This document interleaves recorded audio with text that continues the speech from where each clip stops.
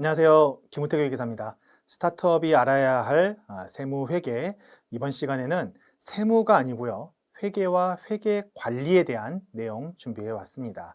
자, 세무에 대한 내용들은 우리 스타트업 하시는 대표님들께서 굉장히 신경을 많이 쓰시는데 사실 회계는 조금 등한시하는 경우들이 있습니다. 근데 저는 이제 스타트업 하시는 분들부터 해서 성장해가는 모습들, 그리고 그야말로 뭐 상장까지 가시는 그런 분들까지 이제 뭐 만나 뵙고 그렇게 키우고 있는 사람 입장에서 볼 때는 세법과 세무는 물론 중요하죠. 회계도 중요하고 다 중요합니다. 근데 결정적인 순간에 발목을 잡는 건 평소에 나를 괴롭히는 거는 세무고 나한테 스트레스를 주는 거는 세법이고 세무고 세금일지 몰라도 결정적인 순간에 나의 발목을 잡는 거는 결국에 회계가 되더라고요. 그래서 회계와 회계 관리 부분도 우리 스타트업 하시는 분들께서 처음부터 좀 관심을 가지셨으면 좋겠다라는 생각에 이번 강의 준비했습니다. 자, 주요 계정 과목과 회계 관리에 관한 내용 볼 텐데요. 재무상태표 그리고 손익계산서와 현금 흐름표 관련된 내용 보면서 얘기 나눠보도록 하겠습니다. 자, 먼저 재무상태표는 주요 계정 과목으로요. 매출채권, 유형자산, 무형자산 이렇게 갖고 왔습니다. 보시도록 할게요. 자, 먼저 자산이란 무엇인가 라고 하는 부분 한번 볼 텐데, 자산이란 재무상태표로 봤을 때 왼쪽 오른쪽으로 나눴을 때 왼쪽에 위치합니다. 자산. 그리고 부채가 오른쪽, 그리고 자본도 오른쪽에 위치하는데, 자산이란 일반적인 정의로, 물론 IFRS에서 정의하는 정의는 조금 이거랑은 다를 수 있지만, 자산이라고 하는 것은 과거 사건이나 거래의 결과로 현재 기업 실체에 의해 지배되고 미래 경제적 효익을 창출할 것으로 기대되는 자원이다라고 됐습니다. 그리고 그러니까 결국에는 자산은요, 미래의 경제적 효익, 어려운 말로 좀 경제적 효익이라고 하지만 결국 나한테 돈을 벌어다 줄 수 있는 놈이냐, 그렇지 않느냐, 이렇게 판단하시면 될 것 같아요. 그래서 이것이 나한테 현금으로, 쉽게 말하면 현금으로 유입이 될 것이냐, 수익을 가져다 줄 것이냐, 이렇게 생각하시면 됩니다. 유동자산과 비유동자산이라고 되어 있는데 1년 이내에 현금화가 돼서 회수가 될 것이냐, 그럴 경우에는 유동자산이고요. 1년이 넘어간다. 1년이 넘어가면서 나한테 효익을 가져다 줄 것이다. 그렇게 되면 비유동 자산이 되겠습니다. 일반적으로 유동과 비유동을 구분하는 기준은 1년이다 라고 생각하시면 되겠습니다. 먼저 매출채권 한번 볼 텐데요. 매출채권 뭡니까? 매출이 발생했는데 아직 현금이 내 손에 들어오지 않은 것, 이것이 바로 매출채권입니다. 어떤 사람이, 고객이 물건을 사고 갔는데 현금을 주고 갔다. 100만 원짜리 물건을 사고 가면서 현금을 주고 갔다. 뭐 부가세 같은 거 빼고요. 현금을 주고 갔다.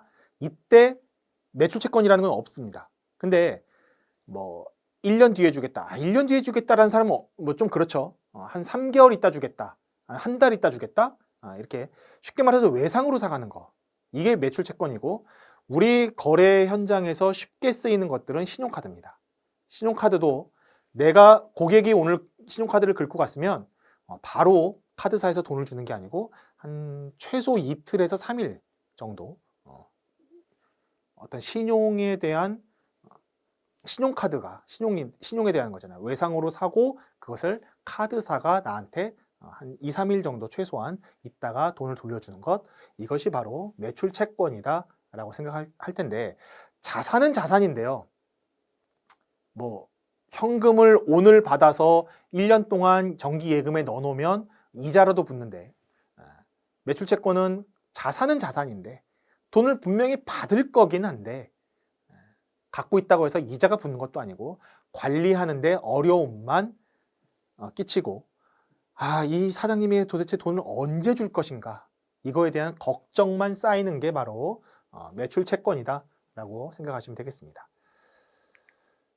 예를 들어서 음식값을 2만 원을 줬는데 신용카드로 결제하는 경우 부가세 같은 거 우리 이번 시간에는 생각하지 말고요. 했을 때 판매 시점에서 매출과 매출채권이 차변 대변에 발생합니다. 그리고 나서 회수하는 시점에는 자, 현금 2만 원 주고 갔으면 그냥 2만 원 내 통장에 들어올 텐데 신용카드사를 한번 거치다 보니까 수수료는 예시 불가하지만 어느 정도의 수수료를 떼고서 가져간다는 겁니다. 나한테 19,500원만 입금이 되더라 라고 하는 거고, 현금이 매출채권 같은 경우는 현금을 회수하는 데까지 아무튼 시간이 많이 걸리고 비용이 들어가고 노력이 필요하다라고 되어 있습니다. 노력. 가만히 있으면요 돈을 못 받을 가능성이 있다는 얘기예요. 그리고 어쨌건 매출은 해갖고 소득은 잡히죠. 내가 법인세가 됐던 소득세가 됐던 매출이 잡히면은 세금이 늘어나게 됩니다. 원가율이 100%가 넘지 않는 이상. 그러니까 손해를 보면서 팔지 않는 이상 매출을 했으면은 세금이 늘어나고, 세금이 늘어나다 보니까 돈을 지금 바로 내야 되는데, 세금을 내야 되는데 현금이 돌지 않으면 세금을 내기 위해서 대출을 해야 되는 일이 발생할 수도 있습니다. 또는 매출을 했기 때문에 또 다른 매출을 하기 위해서 재고자산을 매입해야 되는데 결국에는 제가 이번 시간에 강조하는 거는 결국은 현금이라는 거예요. 자산 중에서도. 자산이 많으면 뭐 하냐는 거죠. 현금이 많아야 된다. 결국에는 다른 매입을 또 해오기 위해서는 현금이 필요하고 매출채권을 갖고서 현금화가 되지 않으면 그게 기업의 부담으로 작용할 수밖에 없다. 또한 이것을 현금화하기 위해서 금융기관에서 할인을 한다 할 때는 또 수수료가 들어가겠다라고 하는 내용이 되겠습니다. 많이 팔았다고 해갖고 다 좋은 게 아니란 얘기예요. 예를 들어서 지퍼를 납품하는 큰 대기업의 지퍼를 납품하는 공장을 운영하는 사장님이 지퍼를 납품하는데 대량 생산을 요청해서 대량으로 매입을 해오고, 이상하게 사업을 하다 보면요 내가 매출을 하는 거는 그 돈은 늦게 받게 되고, 내가 매입을 해서 오는 이 지퍼 얘는 돈을 지금 주지 않으면은 공급을 안 해줍니다. 항상 사업을 하다 보면 약자예요. 현금이 부족하고. 그래서 매입 채무와 미지급금이 증가하면서 외상으로 사왔다 하더라도 돈을 빨리빨리 지급을 해줘야 되는데, 매출은 증가하지만 현금이 회수되는 속도보다 매출 채권이 늘어나는 속도가 커집니다.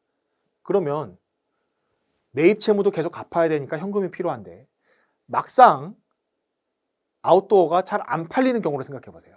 그러면 아무리 대기업이지만 매출이 아웃도어 완제품의 매출이 감소하다 보니까 그 대기업도 결국에는 돈을 좀 늦게 줄 수밖에 없습니다. 그렇게 되면 어떻게 돼요? 나의 부담으로 작용하겠다 라고 하는 얘기입니다. 그래서 만약에 매출 증가에 따라서 매출 채권의 규모가 커진다라고 하면 매출 활동과 연계된 어떤 매입 채무나 미지급금 이런 것에 대한 증가 규모도 반드시 확인하셔야 되고, 매출 채권의 증가 속도와 현금이 회수되는 속도를 항상 비교하셔야 됩니다. 항상 비교하셔야 되고, 자금의 흐름을 확인하고 점검하라고 했는데,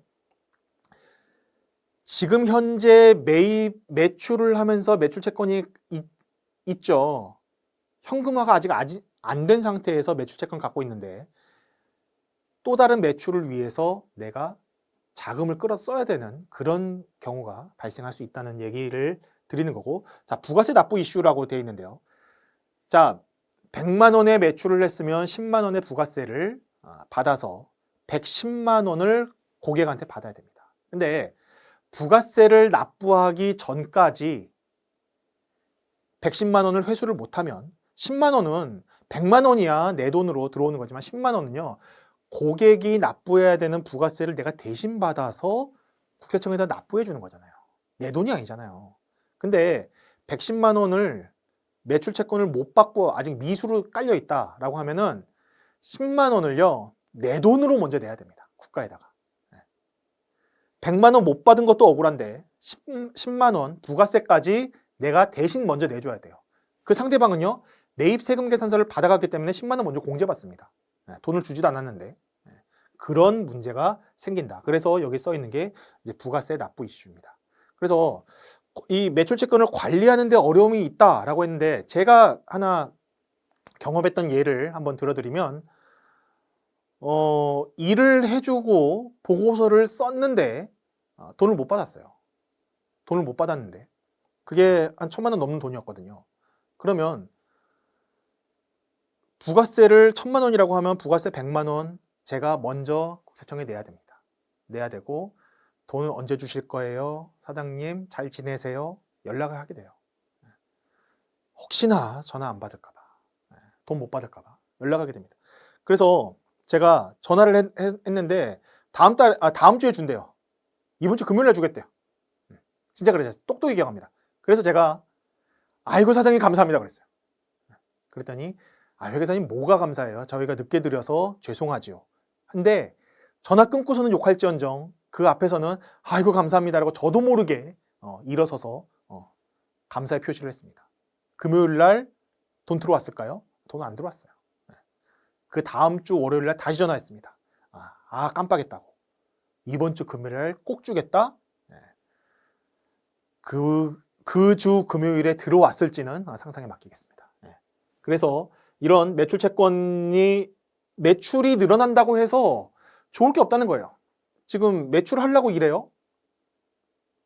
돈 벌려고 일하는 거잖아. 그죠? 그렇게 생각하시면 되고. 그래서 매출 채권의 관리 방법 어떻게 해야 됩니까? 주기적으로 장기 미회수 거래처 파악하는 거 중요합니다. 물론 거래처의 매출 채권이 얼마가 되는지 대략적으로 제 머릿속에도 제가 지금 받아야 될 채권이 얼마 있는지 대략적으로 알고 있어요. 근데 장기 미회수되고 있는 채권 지금도 저 있습니다. 그것들 사실상 받을 가능성 높지 않다고 보는데 그래도 밑에 써 있는 것처럼 회수를 위해서 적극적으로 노력해야 됩니다. 이 회수를 위해서 적극적으로 노력을 해야 된다라고 하는 얘기는 사실 스타트업에서 말하는 이 세무회계 이 수준을 사실은 조금 넘어서는 부분인데 이 적극적인 노력을 하지 않으면 밑에 나와 있는 대손세액공제 등 요건 확인 써 있지만 이게 사실은 단순한 얘기가 아니고 국세청에서 우리 상법상에 보면은 상법과 민법에 보면 채권의 소멸시효라는 게 있는데요.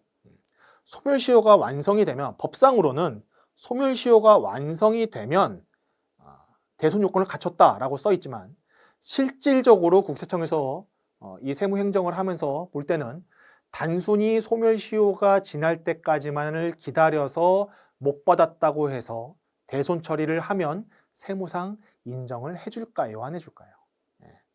안 해주는 경우들이 있다는 겁니다. 그래서 적극적인 노력이 필요하다. 어떻게 그럼 적극적으로 하냐? 내용 증명도 발송하고 그 사람이 폐업했다는 사실도 확인해야 되고요. 또 찾아가세요. 그 집 앞에서 전화도 하시고 그 전화하는 거 다 기록으로 남기십시오. 그렇게 하고 재산이 없다는 거 증명할 수도 있고요. 그런 거를 조사를 해야 되는 거죠. 그리고 회계상으로도 대손이나 재각 처리하는 거에 있어서 유의를 해야 된다. 재각 처리라고 대손과 재각은 차이점이 있습니다. 대손이라고 하는 거는 못 받을 것 같습니다라고 하고 손익계산서의 대손상각비, 재무상태표의 대손충당금으로 설정하는 게 대손 처리고요. 재각이라고 하는 것은 아예 못 받겠다라고 해서 재무상태표에서 아예 덜어내는 게 재각입니다. 이 둘 간의 차이가 있어요. 다음으로 이제 유형자산과 감가상각인데 매출채권, 방금까지 보셨던 매출채권은 우리 유동자산에 속하고요. 유형자산이라고 하는 것은 비유동자산입니다. 비유동자산이라고 하는 건 아까 말씀드린 대로 1년 이상의 기간에 걸쳐서 나한테 효익을 가져다 줄 것이다 라고 하는 건데 그러다 보니까 자산이라고 하는 것의 내용연수에 따라서 감가상각이라는 것을 해야 됩니다. 이 내용은 예를 들어서 제가 커피숍을 오픈하면서 800만 원짜리 로스팅 기계를 샀다라고 하면은 내용연수가 5년이라고 할 때 구입하는 그 시점에서 800만 원을 바로 비용 처리하는 게 아니고 이것을 재무상태표에 자산으로 올려서 내용연수인 5년 기간에 걸쳐서 비용화하는 겁니다. 160만 원씩 감가상각비로 매년 처리하고 1년 뒤에는 800만 원과 160만 원 이렇게 감가상각 누계액을 구분해서 표시를 해주는 게 회계상 유형자산과 감가상각에 대한 내용이고요. 어떤 자산의 감가상각이 필요하느냐? 유형자산, 건물, 기계장치, 차량 운반구, 뭐 비품, 그 외에 뭐 구축물도 있을 수 있겠고요. 토지를 제외한 유형자산은 전부 다 감가상각 대상이고요.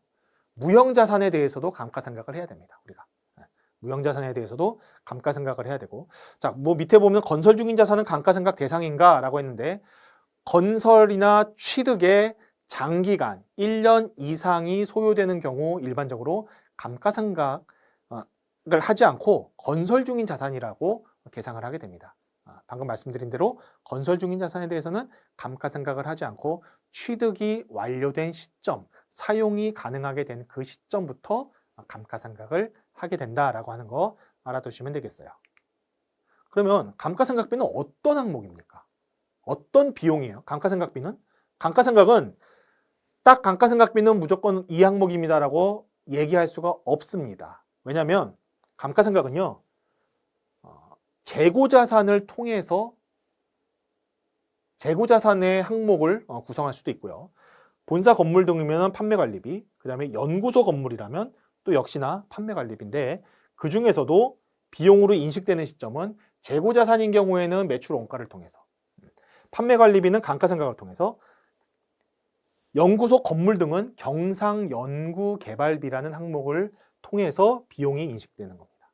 이 시점도 알아두시고, 결국은 제조설비나 공장 건물들이 재고자산에 담겼다라고 하면 자산으로 갔다가, 감가상각비가 자산으로 갔다가 이 재고자산이 팔리는 그 시점에 비용화가 되겠다라고 하는 겁니다. 그래서 똑같은 감가상각비라고 하더라도 어떤 항목을 구성하고 있는 것이냐에 따라서 비용으로 들어가는 내용이 달라지고요. 뭐 내용연수에 따라서 자산별로 우리 내용연수, 회계상으로는 내용연수를 경제적으로 합리적인 내용연수를 정하라고 되어 있지만, 세무상으로는 내용연수를 함부로 알아서 하게 해놓으면은 세무상 좀 뭐라 할까요? 이것을 이용해서 절세, 사실은 절세는 아니고 탈세를 하는 유인이 강해질 수 있기 때문에 기준 내용 연수, 자산 종류별로 기준 내용 연수를 정해놨어요. 그래서 건물도 뭐 이게 뭐 철근이냐, 콘크리트냐, 무슨 조냐 이런 거에 따라서 내용 연수가 다 다르게 설정되어 있습니다. 일반적으로 회계 처리도 경제적 내용 연수를 적용하기보다는 세법에서 나와 있는 기준 내용 연수를 많이들 적용하고 있습니다. 그래서 근데 고정자산에 대해서 우리 스타트업에서 관리하실 때는 고정자산에 대한 관리 대장을 만드세요. 고정자산 관리 대장을 만드셔서 어떤 자산이 종류가 있고 이게 취득일이 언제고 내용연수가 언제고 어떻게 감가상각돼서 장부에 잡혀 있는지 이것을 우리 대표님들이 알고 계셔야 되고, 고정자산에 대한 주기적인 실사를 해서 비품이 실제로 고정자산 대장에는 있고 우리 재무상태표에 잡혀 있는데 실제 비품이 있는지 여부는 또 다른 얘기잖아요. 그런 내용도 알아두셔야 되고, 유지보수 관리를 통해서 장부상 잡혀 있는 게 실제로는 못 쓰는 것일 수도 있습니다. 하지만 장부에 감가상각이 내용연수가 다해서 다 썼다 하더라도 유지보수 관리를 잘하면 더 쓸 수도 있는 거예요. 그거에 따라서 고정자산에 대한 관리도 필요해 보이고요. 무형자산에 대한 얘기는 우리 이 부분을 조금 스타트업 하시는 분들, 특히나 연구개발업에 들어가 있는 분들이라면 이 부분을 좀 아셔야 되는데, 개발비라고 하는 게 무형자산에 들어가 있습니다. 개발비. 연구비와 개발비를 구분하게 되어 있는데, 회계상 개발 단계냐 연구 단계냐에 따라서 연구비와 개발비를 합니다. 연구비는 비용 처리를 하는 거고요. 개발비는 자산으로 처리를 해서 자산화할 수가 있어요. 무형자산으로. 근데 무형자산으로 인식하기 위한 회계상 요건은 너무나 엄격합니다. 이 6가지 쭉 한번 읽어보시는데 6가지의 요건을 모두 충족해야 그때 개발비로 인식할 수가 있습니다. 근데 회계상 개발비를 인식하는 게 어렵다 보니 세무상 그냥 전부 다 비용 처리하는 경우들이 많이 있어요. 근데 우리 회계상으로는 무형자산의 인식 요건을 갖추지 못하면 당연히 비용 처리하는 게 맞는데, 세무상으로는 이거를 자산 처리를 하면 감가상각을 통해서 무형자산 상각이라는 과정을 통해서 천천히 비용화가 되고 송금에 반영이 돼서 예를 들어서 법인세라고 하면 법인세가 줄어드는 게 뭐 5년이면 5년에 걸쳐서 그 효과가 나타나는데 이것을 일시에 비용 처리를 해버리면 지금 이번 연도에 일시에 모든 것이 비용 처리가 돼버립니다. 그래서 납부할 세금이 줄어든다는 거예요. 그렇다 보니 법인세법에서는 자산으로 계상을 하면 싫어할 이유는 사실 없는 겁니다. 세법상으로.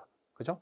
회계상으로. 근데 회계상으로 이게 어렵다 보니까 비용 처리를 그냥 해버리는데 세법에서는 그 비용 처리가 한 것을 규제하는 경우들도 있습니다. 그래서 세무조사 과정에서 회계상 요건을 충족했음에도 불구하고 임의로 비용 처리를 해버렸다라고 하는 경우에는 세법에서 규제를 하는 경우들도 있을 수 있다라고 하는 점도 알아두시길 바라겠습니다. 그래서 좀 어려운 얘기일 수도 있겠지만 무형자산에 대해서 회계상으로는 이 6가지 요건을 모두 충족해야 자산화할 수 있다는 겁니다.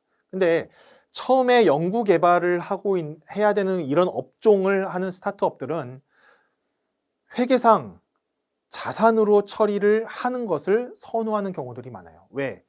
비용 처리를 하게 되면 매출이나 뭐 특출난 매출이나 어떤 뭐 노하우가 있지 않은 이상 지금 현재는 계속해서 손실입니다. 계속해서 손실을 보는 재무제표가 별로 좋지 않은 재무제표처럼 보일 수 있기 때문에 이것을 자산으로 처리해서 비용화하는 것을 이연시키는 거죠.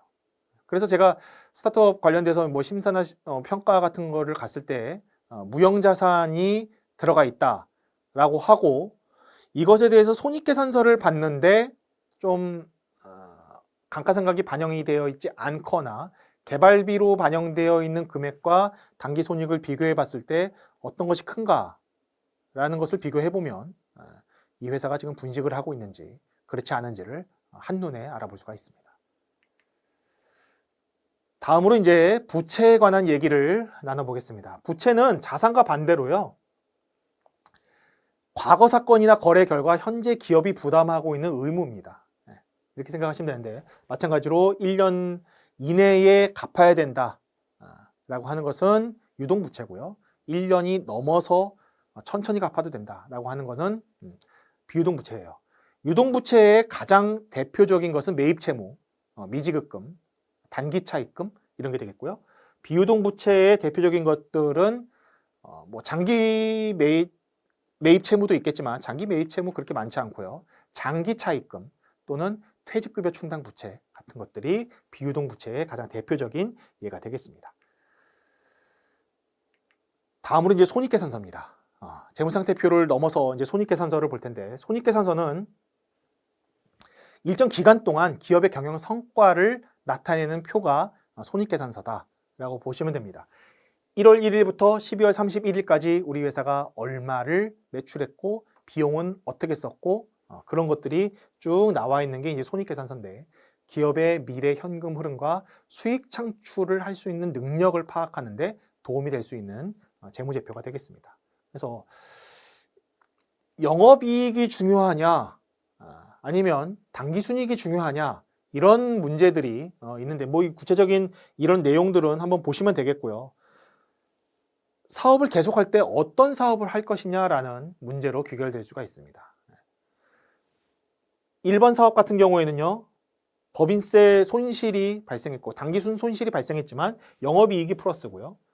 두 번째 사업은 영업이익은 마이너스인데 당기순이익 발생했습니다. 이 사업을 계속한다라고 하면은 저 같으면은 당기순 손실은 발생했지만 영업이익이 나는 이 사업을 택하겠습니다. 그래서 영업이익과 당기순이익 중에 무엇이 중요하냐라고 하면 물론 둘 다 중요하죠. 둘 다 중요한데 저 같으면 당기순이익보다는 영업이익이 더 중요하다라고 말씀을 드리고 싶고 영업이익이 왜 구분해서 보는 게 좋으냐 이익이나 손실이 발생할 때 그 원인이 무엇인지 이런 검토를 하고 주된 영업활동에서 발생하는 수익과 비용이냐 혹은 영업 외에서 주된 영업 활동과 관계없이 발생한 수익과 비용이냐 이런 것들을 파악함으로써 사업성을 판단하는데 아마 도움이 될 것이라고 생각합니다. 그래서 영업의 수익, 영업의 비용 이런 것들도 제가 써드렸으니까 우리 회사의 재무제표를 보든 아니면은 나의 경쟁사의 재무제표를 분석을 하든 이런 것들을 구분해서 볼 수가 있어야 되겠다라고 하는 거고, 다음으로 이제 현금 흐름인데요. 제가 처음부터 말씀드린 것처럼 이 수업의 핵심은, 이번 수업의 핵심은 현금을 잘 관리하자는 거예요. 그래서 현금이 유입이 되는 경우, 유출이 되는 경우 우리 현금 흐름표를 통해서 파악할 수가 있는데, 현금 흐름표에서 나타나는 현금 유입과 유출의 가장 대표적인 예들을 갖고 왔습니다. 이 현금 유입과 유출은 마찬가지로 손익계산서에서 영업이익과 당기순이익을 구분하는 것처럼 영업활동, 투자활동, 재무활동으로 현금의 유입과 유출을 구분해서 볼 수가 있습니다. 그래서 뭐 발생주의냐 현금주의냐 이런 부분도 있었는데 한번 보시고, 인형을 매출을 하고 이익이 계속 나는 상황인데 불구하고 발생주의에 따라서는 계속해서 이익이 납니다. 현금이 유입되지 않더라도 발생주의는 우리 뭐 부가세에서 세금계산서 끊을 때 뭐 제품이 인도되는 때 그때 세금계산서 매출 인식하듯이 인형을 팔면 돈을 못 받았다 하더라도 그때 매출인 거예요. 그죠? 근데 현금주의 관점에서는 외상 판매를 계속 한다라고 하면은 앞에서 매출 채권에서 제가 말씀드렸던 것처럼 인형을 또 사와서 또 팔아야 되잖아요. 인형을 사온 데는 돈이 든단 말이에요. 그래서 이런 상황에서 지금 10번을 하게 되면 처음에 갖고 있었던 현금 100만 원 금방 다 까먹고 소진된다는 얘기죠. 그래서 현금 흐름을 관리하는 것이 중요하다라는 내용을 말씀드리는 거고, 우리 특히나 스타트업 하시면서 이런 얘기 많이 들으셨을 거예요. 뭐 데스밸리, 처음에 내가 자본으로 갖고 있었던 현금, 처음에는 영업활동으로 현금을 융통하기가 쉽지가 않으니까 처음에 자본금으로 갖고 있었던 현금에 거기다 플러스로 물론 뭐 엔젤 투자나 이런 뭐 투자자들이 나타나면 좋겠지만 정부 지원 과제를 통해서 한 10개월이면 10개월, 1년이면 1년 버틸 수 있는 최소한의 어떤 지원을 받아서 생활을 합니다. 사업을 영위하면서 이 데스밸리를 어떻게 극복하고 건너느냐에 따라서 이 사업이 더 잘 될 수도 있고 조금만 버티면 되는데 그럴 수가 있기 때문에 현금이 얼마나 빨리빨리 소진이 되는지, 내가 지금 현금을 갖고 있는 게 언제 정도의 소진이 될 것인지에 대한 예측을 우리가 사장님이라면 해야지 이 사업이 계속해서 넘어갈 수 있다는 거죠. 그래서 차입을 할 건지, 스타트업에서 차입하는 거 쉽지 않지만 차입을 할 건지 아니면 다른 투자자를 물색을 할 건지 이런 것들에 대한 의사결정을 하고 미리미리 준비를 해야지만 된다. 결국에는 매출도 매출이지만 현금이 그만큼 중요하다라고 하는 메시지를 전달드리고 싶었고요. 현금 흐름을 관리하는 데 있어서 매출이 우선인 창업 초기 기업 같은 경우에는 일단 매출이 나는 게 중요합니다. 그러다 보니까 현금 매출이 아니라 외상 매출이라도 무조건 그냥 매출이, 현금이 돌지 않더라도 손익계산서에 매출을 찍을 수 있다면 그냥 막 내보내는 거예요. 매출이 우선인 창업 초기에는 대금 회수에 그렇게 관심이 많지가 않습니다. 잘 몰라서. 그래서 기초와 기말, 현금 흐름을 계속해서 관리하면서 어떻게 우리 회사가 시제가 지금 얼마고 다음 주에 얼마가 필요하고 다음 달에 얼마가 필요하고 그걸 조금씩 늘려나가다 보면 사업 계획이 되는 거예요. 그렇게 관리를 해야 될 것이고, 현금은 정말로 유동성이 높으면서 분실이나 이런 도난의 위험이 가장 큰 자산이죠. 그죠? 길 가다가 현금 5만 원짜리 떨어져 있으면 10분만 기다려 보십시오. 누가 집어가는 사람이 있나 없나? 당연히 있죠. 자, 이 기사 한번 보겠습니다. 격리 직원이 횡령한 사건. 지금 이 신문에 나온 기사가 좀 된 것처럼 보이지만 이건 예시로 제가 갖고 온 거고요. 자, 오늘도 아마 이런 관련된 뉴스는 검색해 보면은 떠 있을 겁니다. 요 기사가 아니더라도 오늘도 다른 회사에서는 횡령 사건이 계속 발생하고 있습니다.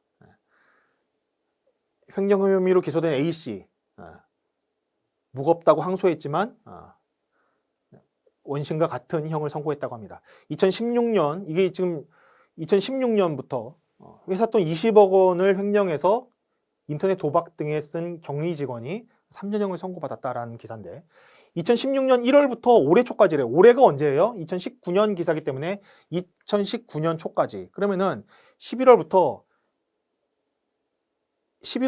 2016년 2달, 17년, 18년, 2019년 초라고 하니까 거의 2년 3개월 정도, 2년 3개월 뭐 요 정도까지 20억 원을 횡령했습니다. 그런데 언제부터 횡령했어요? 2017년 1월 2일부터.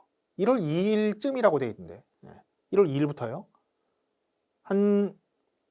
입사한 지 A씨가 이 회사 B사와 C사에 입사한 지 11월에 입사했으니까 한 2달 만에 이 회사에 현금이 관리가 안 돼 있다는 사실을 발견하고서 도둑질을 시작한 겁니다. 그래서 20억 4천만 원을 횡령했다. 141회에 걸쳐. 2년, 여러분 2년 동안 141회면요. 1년에 70번이고요. 1년이 52주라고 치면 일주일에 한두 번씩 계속 한 겁니다. 꾸준하게. 이렇게 생각하시면 돼요. 그래서 어떻게 됐어요? 경영주에게 신뢰받고 있다는 것을 이용해서 범행했다. 라고 되어 있습니다. 직원을 믿지 말라는 얘기가 아니고 사장님이 챙겨야 된다는 얘기를 드리고 싶은 거예요. 그럼 어떻게 관리해야 됩니까? 뭐 종류야 다 아실 거고 승인, 업무 분장, 문서와 접근 제한, 내부 검증 이렇게 되어 있는데요. 자, 승인 없이 현금이 출금되지 않도록 설정한다 라고 되어 있어요. 이렇게 되어 있는데 뭐 자동이체, 수금 당일 입금 제도 이런 것들 제가 써드린 것들 한번 보시고 이런 경우들이 있습니다. 우리 회사 돈은 인터넷 뱅킹으로 했을 때 나한테 돈이 얼마가 나갔는지 사장님 핸드폰으로 문자 메시지가 오는 거예요. 카톡 메시지나 문자 메시지가 온다. 그래서 안심하고 있습니다. 거기에 현금이 만약에 100만 원이 송금됐다. 우리 격리 직원이나 송금했어요. 100만 원 송금했다. 그러면서 뭐 A 거래처 외상 매입금 결제라고 저거에 찍어서 보내면 제 핸드폰에 사장님 핸드폰에 그 메시지가 그대로 찍혀 나옵니다. 그죠?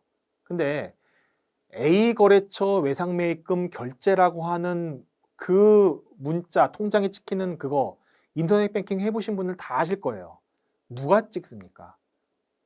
보내는 사람이 쓰게 돼 있어요. 그죠? 내 통장에 받을 통장에 기록될 내용, 내 통장에 기록할 내용 보내는 사람이 쓰게 돼 있습니다.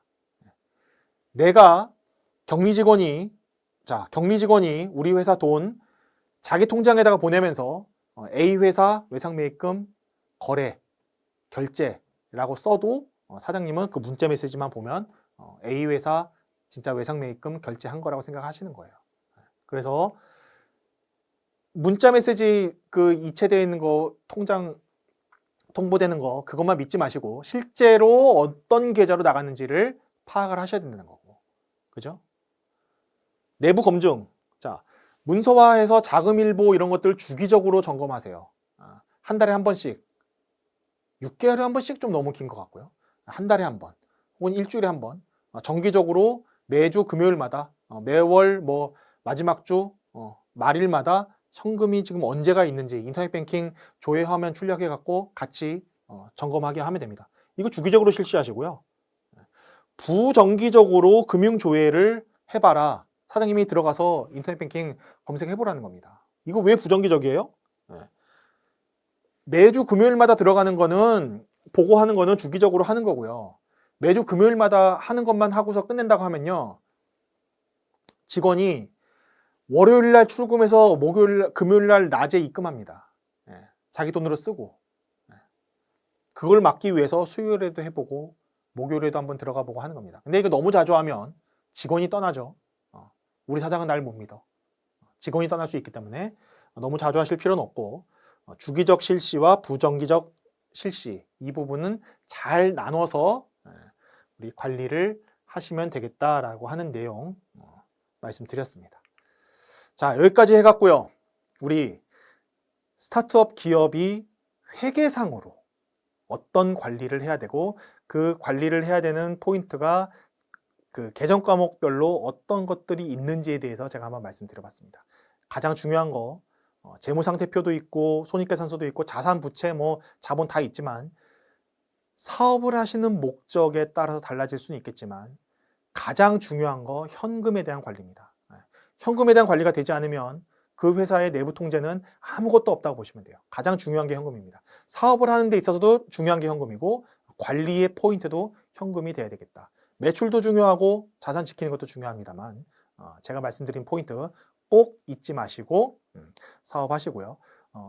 뭐 회계가 됐든 세무가 됐든 꼭 사업 성공하시면서 준비하시거나 실행하실 때 궁금한 사항이 있으면 언제든지 연락 주시면 제가 성심성의껏 답변해드리고 여러분 우리 대표님들의 사업 성공 응원해드리도록 하겠습니다. 수고하셨습니다.